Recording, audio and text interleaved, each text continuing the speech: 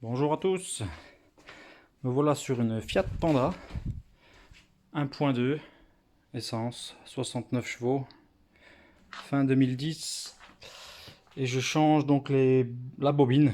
On n'a qu'une seule bobine hein, pour les 4 bougies qui est de 2010, donc elle est gravée ici, donc mars 2010. Donc bon, vu que le véhicule est 2010, donc c'est encore la bobine neuve. Elle a 103 000 km, donc bon, c'est pas grand chose. Mais on va changer donc la bobine et on va changer les 4 bougies. J'ai démonté déjà les 3 autres. Hop,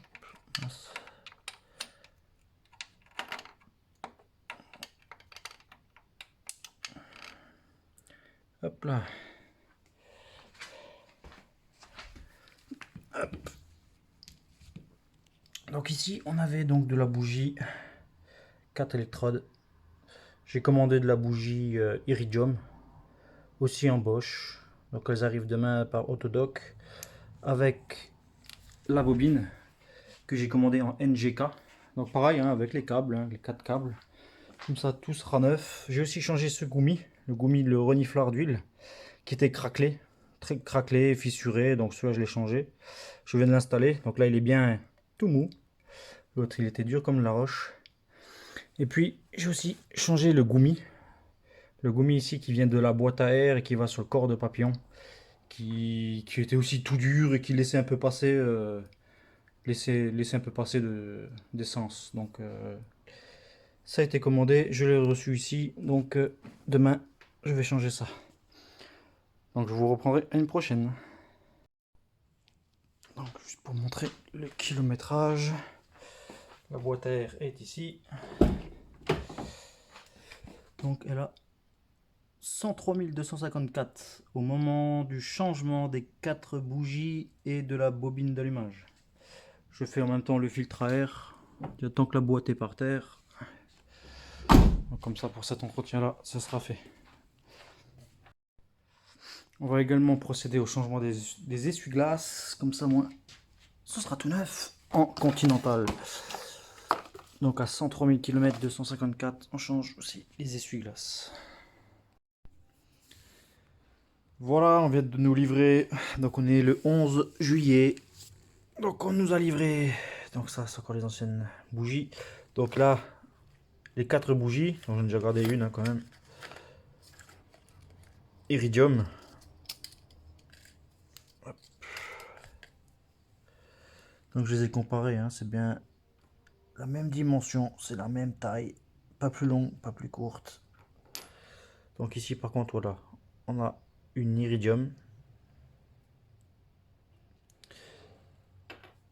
Quant aux autres, c'était des 4 électrodes. Mais elles sont en bon état quand même. Ensuite, le filtre à air qu'on va changer.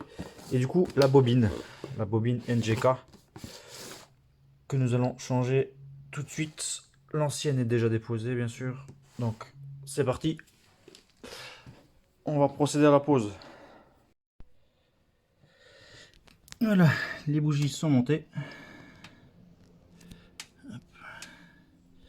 On va voir ici une,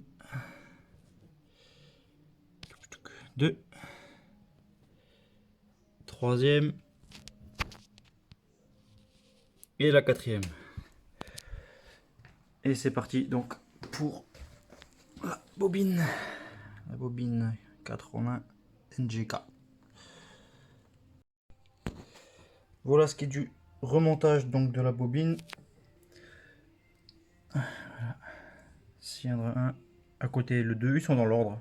1, 2, 3, 4. En plus c'est écrit ici. 1, 2, 3, 4. Donc voilà, tout ce qui est câble est remonté. Donc maintenant on va remonter la boîte à air. On va remettre tout ce qui est durite dessus. La durite bien sûr elle est neuve, hein. Je l'ai changée. Maintenant elle est molle. Elle était totalement fissurée sur l'autre et toute dure. Donc ouais, ça lui fait du bien. Salut les amis! Aujourd'hui on est le samedi 20 juillet. On est en train de changer les supports moteurs donc de la Panda. Je suis en train de changer donc le support latéral, donc celui-ci, que je viens de réussir de démonter. Qui était un peu chiant d'accès, il y a une vis qui tape dans le pot d'échappement, donc c'était un peu chiant, ça n'a pas changé. Donc on va mettre la nouvelle pièce qu'on vient de recevoir. Donc le kilométrage du véhicule, c'est toujours pareil, hein, là 103 000. On n'a pas beaucoup roulé avec le véhicule. Donc 103 256. Donc on change les trois moteurs, les trois supports moteurs avec encore celui-ci et celui qui est en dessous de la batterie qu'on va changer là tout de suite. Et puis comme ça, plus de tremblement, plus rien. Vu que le véhicule est de 2010, les goumis étaient un peu durs, un petit peu usés. Comme ça on sera reparti sur une bonne base. Allez, à tout à l'heure. Donc le support latéral fini donc sous le moteur. J'ai réussi donc aussi à démonter donc le support gauche. Voilà, libéré. Donc là on va passer un coup de nettoyage. Et puis ben, on va refixer le nouveau support, remonter la batterie. Et après on passera au dernier support moteur. Bonjour les amis. Donc nous sommes en train de changer les tambours de frein. Donc comme c'était prévu de la Panda. Donc je viens de démonter déjà l'ancien. Donc c'était bien le tambour d'origine. Hein. Il a une usure à peine prononcée pour 100 000 km. La garniture est encore à plus que 50%. Donc bon, je vais pas les changer tout de suite. Hein. Ça sert absolument à rien. On va faire un nettoyage complet. Nettoyant frein et puis à la tôlerie, on va tout faire propre. Et on va remonter ce tambour tout neuf. Et pareil après pour l'autre côté. Je vais aussi changer les suspensions. Là c'est un tout petit peu craquelé. Il en manque un peu. Je pense que de toute façon ils sont de 2010 aussi, comme l'âge de véhicule. Donc on va changer ça. Allez, à plus tard. Voilà, roue remontée, tambour tout neuf, bien nettoyé à l'intérieur, surtout bien nettoyé. Et on passe au deuxième. Hein. Voilà, donc c'est aussi bien sale. Tout ce qui est garniture, on a plus que 50%. Donc ouais, non, on va pas du tout les changer, ça sert à rien. Donc comme l'autre côté, je me prends un quart d'heure, 20 minutes et on nettoie tout. On va tout bien, on va gratter tout ça, on va faire propre, dégraisser au nettoyant frein, remettre un peu de graisse au cuivre et on va tout remonter. Voilà, changement du dernier support par le nouveau.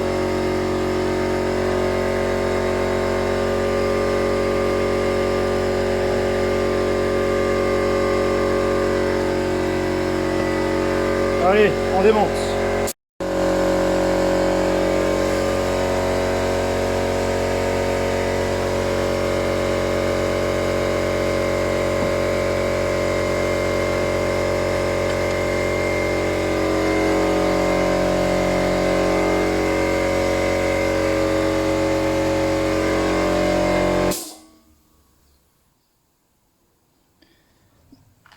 Ok. Allez, petit nettoyage.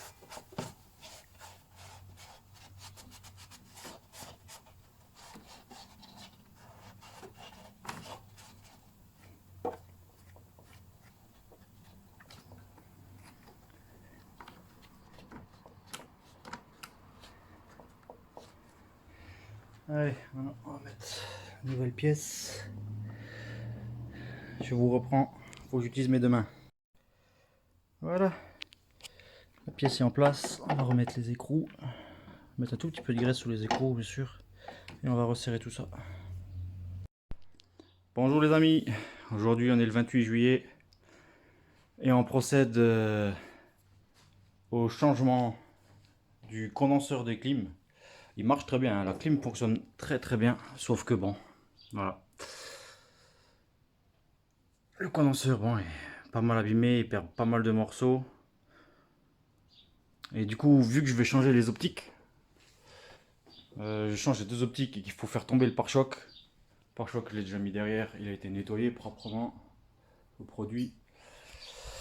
Ben, du coup, hein, vu qu'on fait tout le boulot, ben, on va pas recommencer une autre fois au cas où. Si un jour il devrait percer, ben, on va le changer, hein. Donc le nouveau il est ici. Donc j'ai déjà fait faire récupérer le gaz. Donc là il est vide. On va installer tout ça, on va mettre deux joints. On va mettre deux joints neufs ici. Et puis on va le remonter. Après il y a une vis ici, une vis de l'autre côté. Donc c'est extrêmement simple à changer. Le plus chiant à vrai dire, c'est bien sûr faire sortir le gaz et de nouveau faire un tirage au vide et puis rajouter du gaz. Donc voilà. Donc voilà, les anciens optiques sont ternis, sont un peu dégueulasses. Pareil pour celui-là, il est un petit peu moins terni. Mais les nouveaux, c'est vraiment autre chose. Donc allez, on passe au changement du condenseur et après on passe au feu.